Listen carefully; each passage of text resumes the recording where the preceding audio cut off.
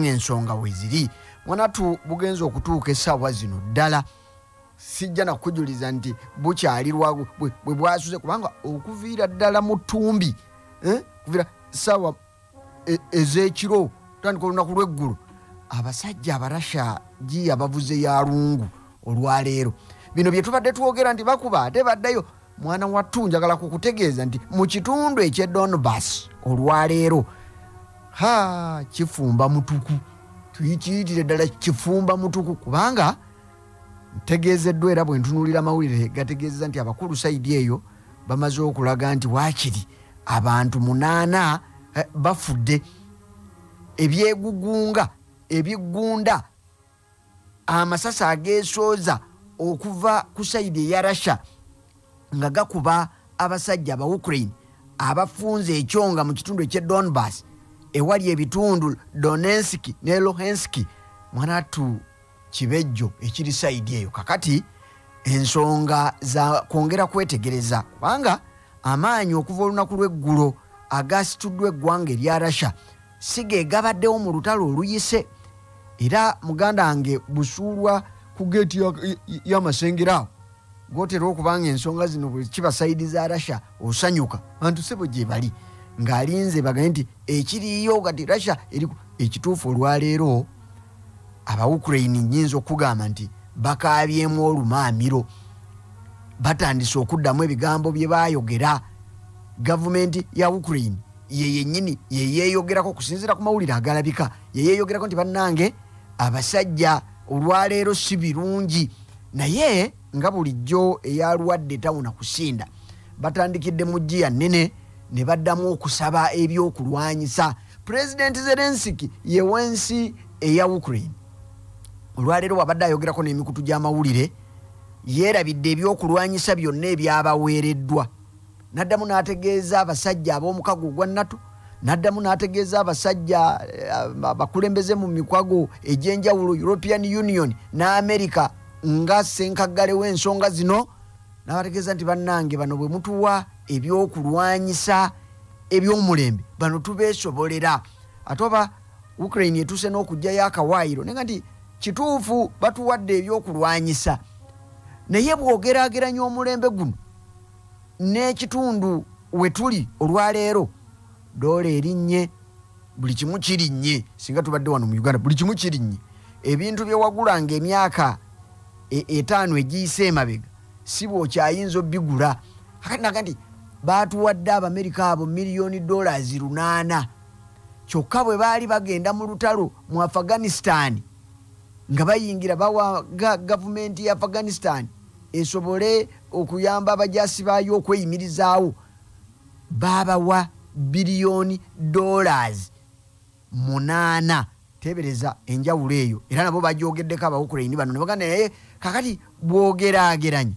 ng'ensi ya Afghanistan yali erwanagana n'akabinja k'abasajja newankubadde nga kaliko amawanga agaali gakawagira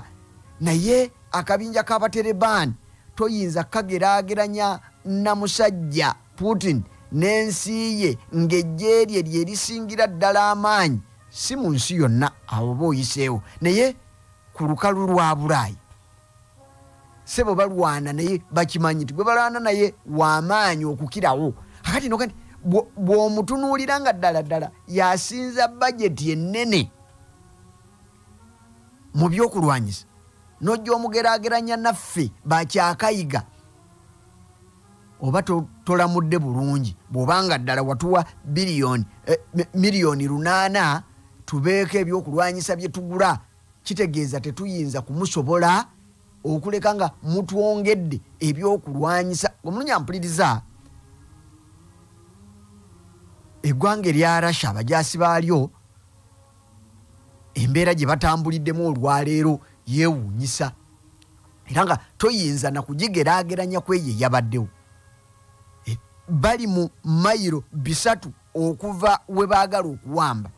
kyokka nga okusinziira ku batetenkanya n'abatunuulizi b'ensonga zino balagudde nti olwamwenda muzigo ye May 9 muzigo Russia eyina enteekateeka nti eyagala etuuke ku lunaku olwo kubanga olunaku olwo lwa byafaayo nnyo mu ggwanga erya Russia ery'amagye lwe bajaguza obuwanguzi lwe baatuukako mu ssematalo owokubiri bwe baamulwana eyo myaka ejaana. So buli mwaka oguyitawo wabaawo enteekateeka, pareedi ne ziruma ne bakumba wakati mu kwejjukanya obuwanguzi bwe baatuukako mu ssematalo owokubiri. Kakati enteekateeka eri bw'eti gwe omulungi ampuliriza nti baagala Abarasha abo boolaba babadde bafuuse bakyesirikidde ng'omuzigo mu ttimpa nga tewali nalowooza nti engeri gye bagenda okujjamu bagenda kujjagawanye,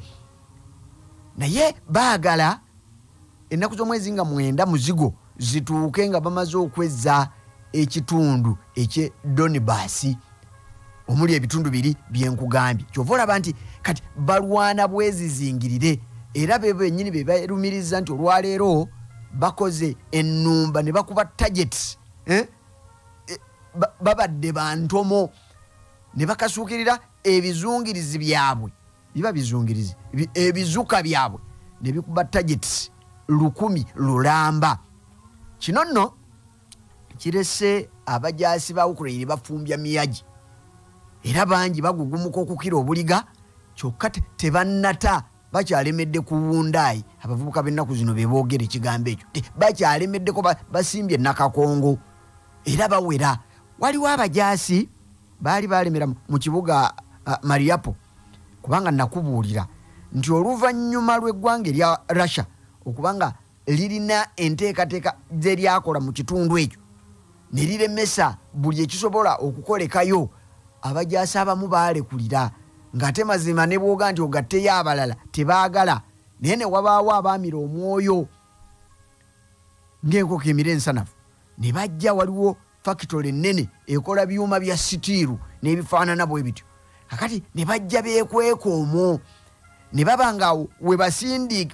we basinziira okusindiikiriza ennyanda z'ebyokulwanyisa ebitonotono bye baali basigazizza Mariupol. Nakubuulira nti kino kyekimu,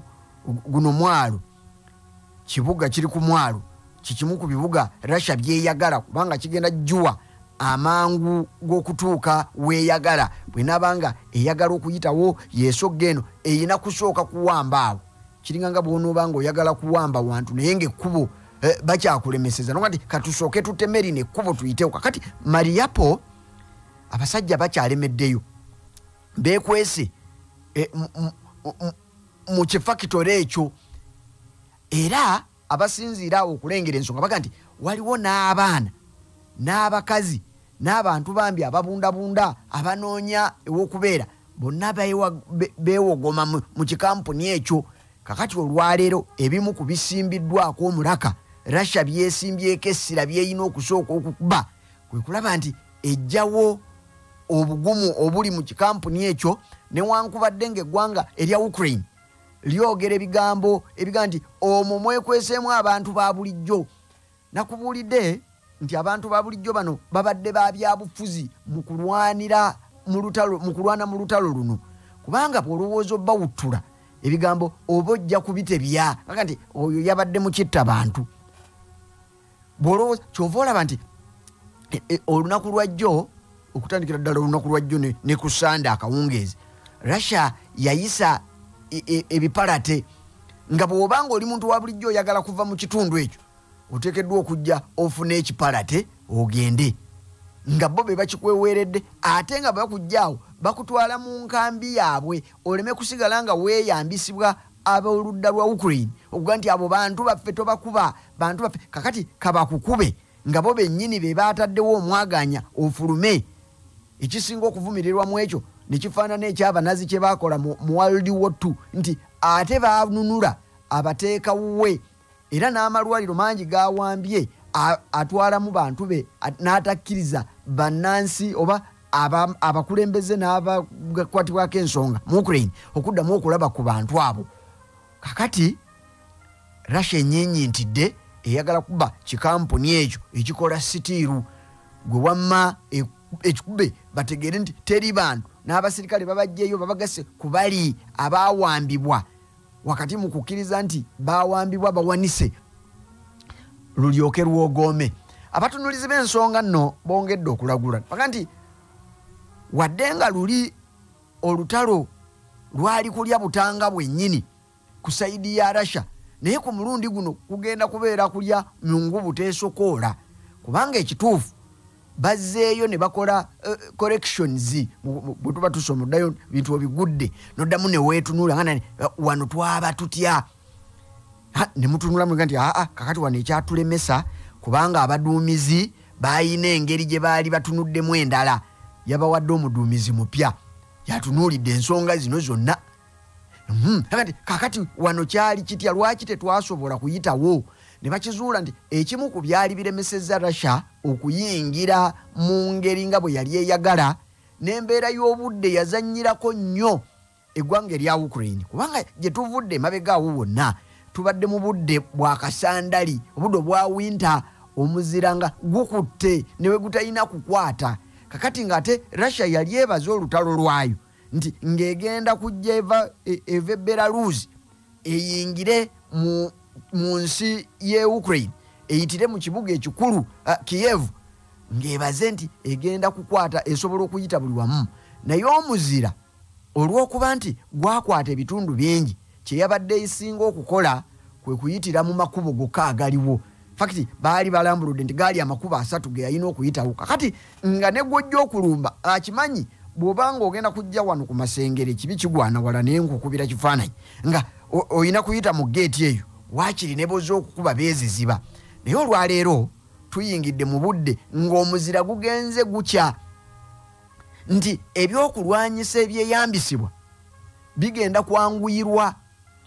okuyita mu makubo agaliwo gonna, kugaye nti luli babadde bayita mu kkubo amakubo agategerekeka. Kyova nti ebyokulwanyisa byakwata n'ejjaamu. Saakubuulirako ebyokulwanyisa awo ebyasimbibwa mu mayiro 50 okuva ku booda ya Belarus okuyingira Ukraine, ne biremera mu mayiro 14 okuyingira ekibuga nga bikutte ejjaamu, kubanga ne bano baali basaza akakodyo kaabwe nga bakimanyi nti wano wokka waayina okuyita. Naye olwaleero olw'obwagaagavu obw'ekitundu eky'e Donbass n'amakubo nga ddala oyitamu kyere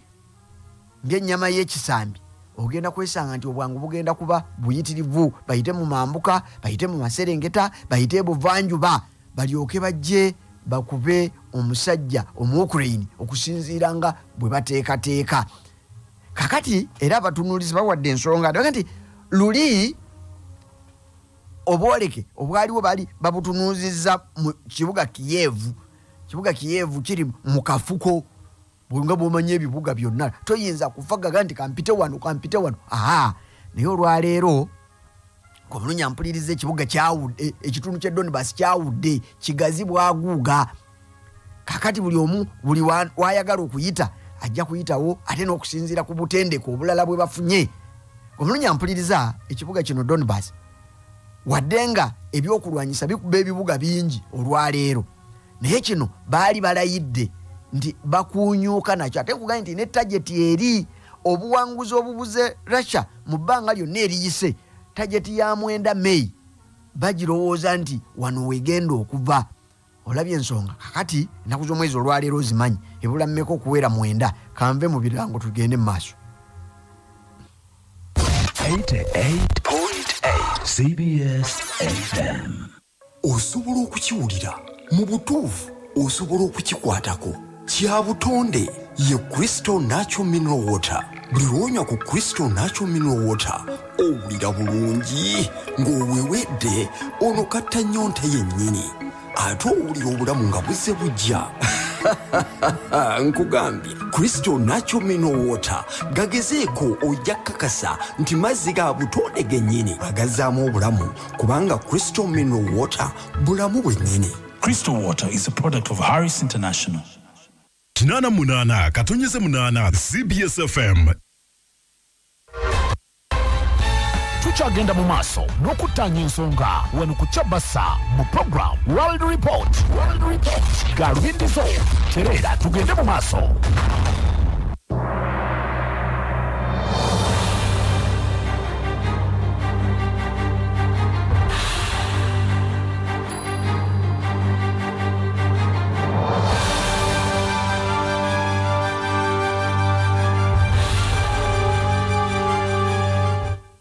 8 katonyeze 8 Chabasa Fama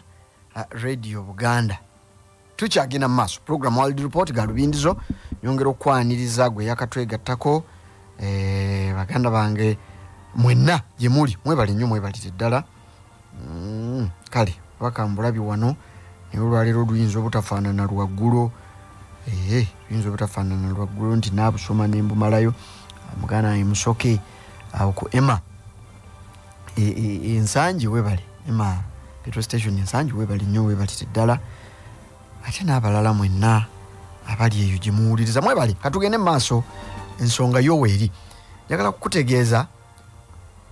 nti buli dakiika eyitawo wakirira shebaako obuwanguzi bwerengera bwe batennabutuukako naye nga byebitundu newankubadde nga ebyeyagaliza tewali kyeyinzaga nti kyekino kyetutte ne beerumba nabo tebeebase basanze oba basangiddwa bagyeteekedde kakati njagala kukubuulira nti wakati mukaweefube w'okwagala okuwamba ekitundu ekyo eky'Donbass ate amawulire gaagano gazze tulaba nti Russia eyongedde okufuna obuwagizi obulala ensi eya Ethiopia bano baliraanwa abafu ebadde nno mu lutalo gye buvuddeko awo ng'erwana olutalo wakati wa gavumenti ye Ethiopia ate n'ekitundu ekimu ku ebyo ebikola ensi eno eya Ethiopia kakati olwaleero abalenzi nkumuliitu abalenzi n'abasajja abakuzeemu beeyiye ku embassy kiyita ekitebe ky'eggwanga erya Russia we beeyiye balabe ensonga be bayinza ogikwata beegatte ku ggye ery'eggwanga erya Russia balyoke bafutize eggwanga erya Ukrain. Gwe mpuliriza ensi eno erimu abantu bangi ey'e Russia eya Ethiopia tuli nabo mu Africa wano ate era bw'obalabala ebitundu ebiriranye East Africa nabo babalirwa sayidi eno naye bano balina engeri gye bakyongeddemu amaanyi olwaleero olwokubiri layini lubooboyi lwennyini lukoma eri gye nava kubanga abavubuka basobedde abali ku embassy bazze nti baawulidde nga Russia enoonya abayinza ogiyambako jjukira nakubuulira nti amawanga agali awo wansi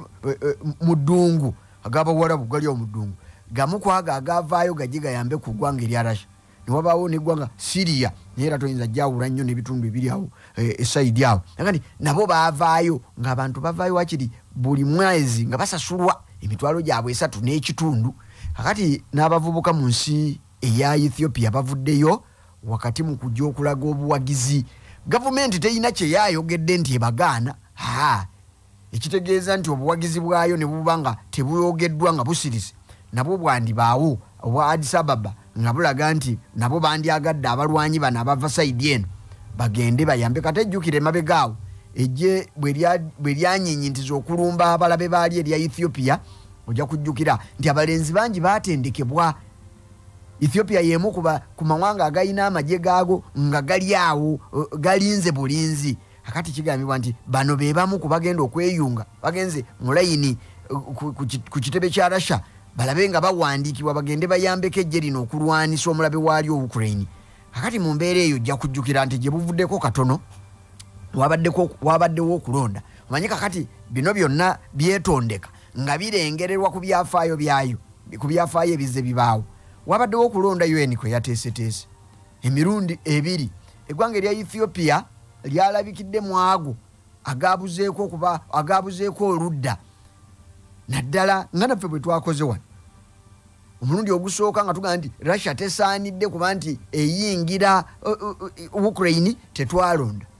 era n'omulundi ogwokubiri nga tugamba nti Russia eve mu kakiiko k'eddembe ly'obuntu era tetwalonze twayimirira awo wakati n'eggwanga lino erya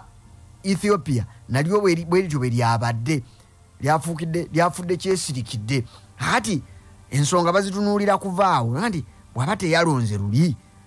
bw'aba teyalonda luli kakati olwo atunuddewa naddala nga kati abavubuka bava mu Ethiopia bagende e Russia basobole okwegatta ku ggye teyandibanga alina obuwagizi eri eggwanga erya Russia ogutali musango kubanga jjukira nti n'olutalo luno olwa Ethiopia sebo lwali lugonedde nga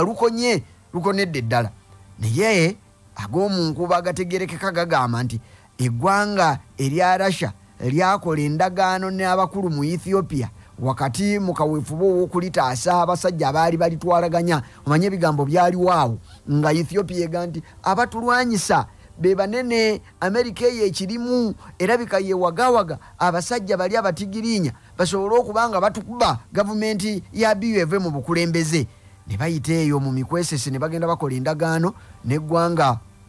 erya Russia, ensonga ne bagikwasaganya era okukakkana Russia yayamba okuwa eggwanga erya Ethiopia ebyokulwanyisa gwe mulunya mpuliriza oba ojjukira ensonga zino nazigambanga. Kakati omuntu akuyambye mu buzibu obufaanana bwe butyo naawe bw'atuuka mu buzibu oteekeddwa okumuyambako oba oli awo. Kwe kulaba nti eggwanga erya Ethiopia terinaba kunyega ku nsonga ezivaawo ezigenda mu maaso nti abasajja baayo banaakola batya bwe banaagenda eyo balyoke beegatte ku ggye erya Russia olwo balyoke bafutize omulabe waabwe. Gwe mulunya mpuliriza njagala awo tuveewo katono nyongere okubuulira ku nsonga nga bwe zigenda mu mawanga amalala. Waliwo omuyaga gwagudde mu nsi eyi South Africa eyo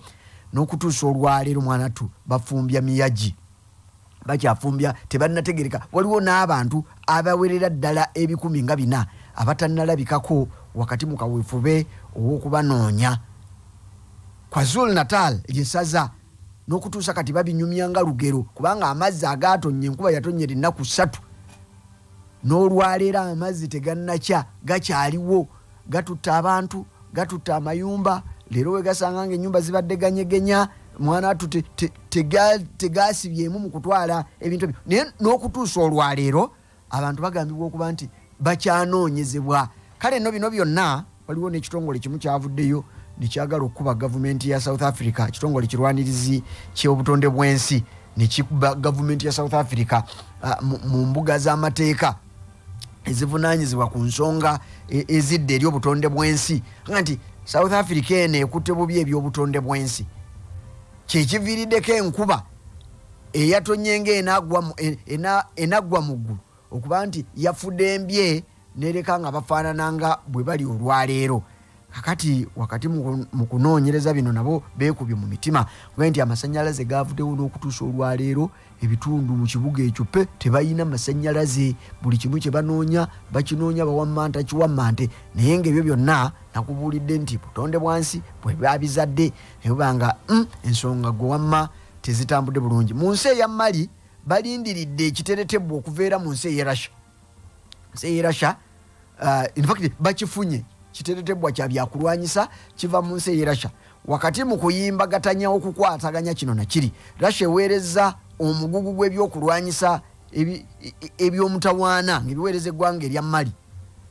Ojja kujjukira nti Mali ebadde n'obutakkaanya wakati waabwe n'ensi z'abazungu. Kakati olwaleero ne statement eyo wejja nga Russia eweereza ebiteretebwa bijje mu nsi ey'e Mali wakati mu lutalo lwerimu era ogenda kwesanga nti nakyo kikola eddoboozi ddene. In fact kyegatta ku kya Ethiopia kyekoze okuba nti abantu bayo tennanyega lwaki balina okugenda mu nsi eya Russia. Kakati nga tulaba ne bano bali mu kufuna biteretebwa abalengerere wala bayogedde nti nakwo kwagala kwongera kufuna